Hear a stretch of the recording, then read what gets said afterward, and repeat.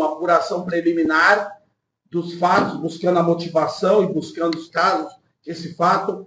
Primeiro é que não havia ocorrências anteriores registradas sobre esse fato, sobre essa questão que envolveu essa ocorrência de hoje. Há uma apuração preliminar e indicativo coletado com a família, que tanto o pai quanto o acusado, que agora está em óbito, que eles tinham histórico de esquizofrenia, e nós estamos trabalhando esses detalhes. Eu, pessoalmente, estive no local lá, acompanhar o trabalho da Polícia Civil, e o cenário lá é um cenário de guerra, né? Ele tinha farta munição, 2 pistolas, uma calibre 9mm e uma calibre 380, e mais duas carabinas, e efetuou disparos em cima dos policiais durante todo o tempo, e tanto o BOP quanto a Brigada Militar fez uma ação realmente necessária para a proteção de todas as pessoas que estavam envolvidas nesse fato, inclusive os próprios familiares dele, alguns foram a óbito e outros estão feridos em estado grave, e os policiais também.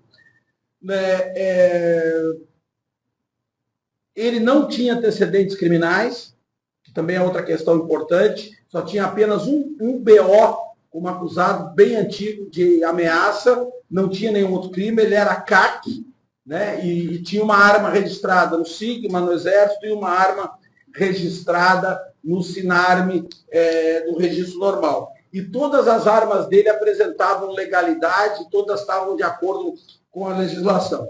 O que a Polícia Civil vai fazer agora, além da apuração de possíveis motivações desse fato criminoso, entrar em investigação de maiores detalhes. Inclusive, nossas equipes estão desde a madrugada e agora, especialmente depois que entramos na casa, fazendo o local do crime, junto com o pessoal da perícia, e o levantamento desses detalhes, desses fatos. Já colhemos alguns depoimentos, todos eles apontam no mesmo sentido, de um problema familiar, de um problema tanto dele quanto do pai e da família, de esquizofrenia, e mais os detalhes têm que ser apurados.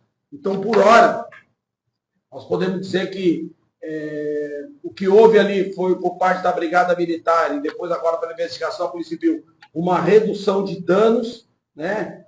Ele acabou sendo atingido dentro da residência, nessa troca de tiros que ele efetuou, e chegou lá e ainda tinha farta munição, né? Então, na verdade, houve um trabalho heróico da Brigada Militar, que durante todo o tempo atuou nesse fato, e nós estamos ali com a investigação agora e comprovando esses fatos que já tinham sido trazidos aí pelo comandante Feoli e os outros comandantes, tanto da 3º BPM quanto do BOP.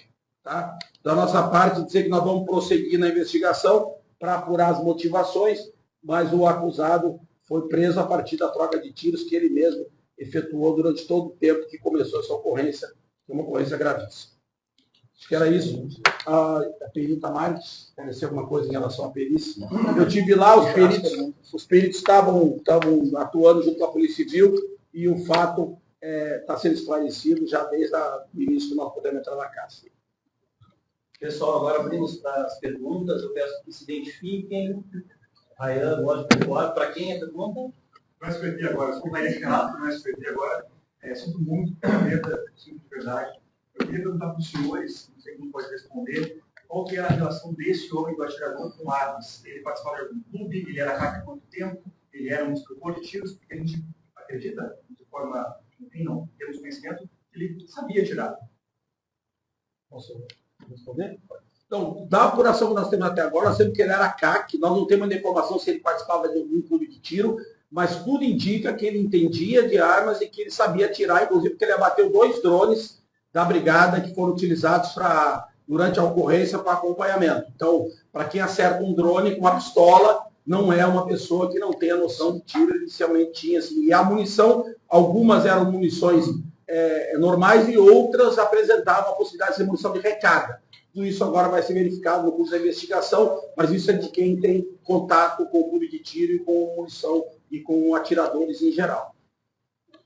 Eu sou do News, delegado Sodré. O senhor acha que esse crime foi planejado por esse homem? É a pergunta que a cidade se faz hoje. Ele foi ou não foi planejado? Planejado, eu acho que não. Mas ele tinha alguma coisa já acontecendo na cabeça dele, porque nós fomos na casa dele lá, nós vimos que no quarto dele tinha água estocada, tinha Gatorade, tinha uma série de coisas que podem indicar que ele estaria pensando em alguma coisa. Munição, uma quantidade muito razoável.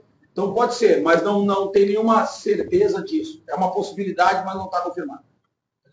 Só complementando, o chamado da família para o 190 foi uma questão de desentendimento familiar.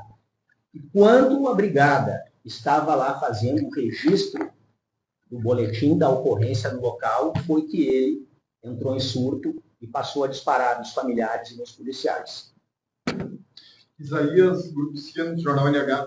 Como a gente explica um homem com, né, problemas psicológicos, né, como foi dito aqui, ter tido a liberação de armas, né, de tantas armas com ele? Tá. A realidade é que a gente sabe que hoje existe uma legislação com toda uma formalidade, uma previsão. Ele tinha uma arma registrada na Polícia Federal, né, no sistema SINAR, e tinha uma arma registrada no Exército, no sistema Sigma, porque ele é atirador esportivo. Tá?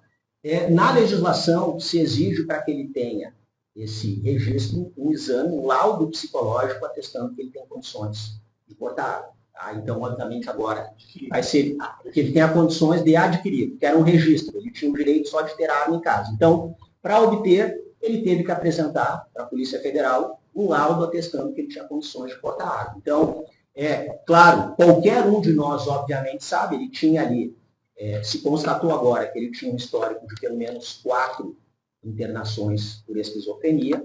Então, é óbvio que qualquer um de nós sabe que no momento em que se der acesso a uma arma de fogo e a farta munição a uma pessoa com esquizofrenia, uma tragédia vai ocorrer. A pergunta não é se vai ocorrer, a pergunta é só quando vai ocorrer. Complementando essa pergunta, que o secretário me permite, a gente ainda não teve tempo, a partir da ocorrência, de verificar quando foram essas internações, quando foi esse registro. Esses dados agora vão ser coletados na investigação da Polícia Civil para a gente poder afirmar aí os momentos e ver se provavelmente ele teve autorização de compra e provavelmente depois deve ter tido algum desses fatos, mas vamos apurar isso detalhadamente.